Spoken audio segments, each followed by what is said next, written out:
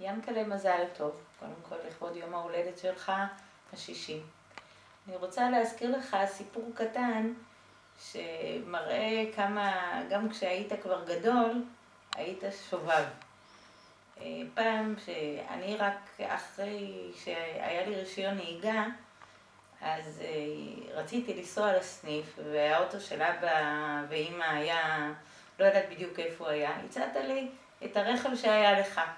הרכב שלך נדמה לי היה מסוג פורד, או אני לא זוכרת בדיוק איזה סוג רכב, אבל זה לא היה אוטו רגיל. קודם כל היו מניעים אותו עם מפתח כזה קטן כמו של דואר, של תיבת מכתבים. ולהיכנס לאוטו היינו נכנסים, אמרת לי להיכנס דרך החלון, כי הדלת לא נפתחה בכלל. ואני נסעתי עם האוטו הזה לסניף.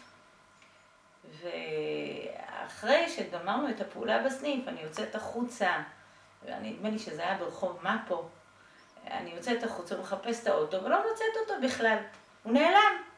הלכתי לטלפון הציבורי, צלצלתי אליך בוכה, שאני לא יודעת לאן האוטו נעלם, ואולי גנבו את האוטו. ואתה מרגיע לאומי, התחלת להרגיע אותי, אל תדאגי, יהיה בסדר, אנחנו נגלה לאן הוא נעלם.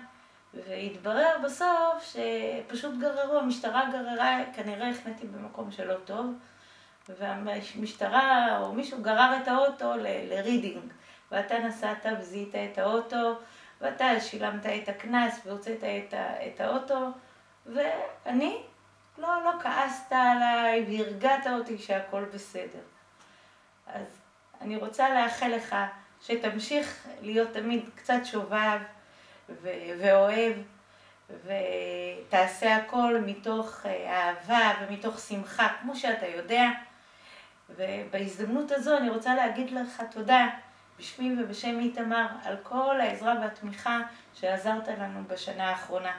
ובעזרת השם שתמשיך להיות שמח ותעשה הכל שוב מתוך שמחה ותרווה הרבה נחת ושמחה מכל הנכדים והילדים.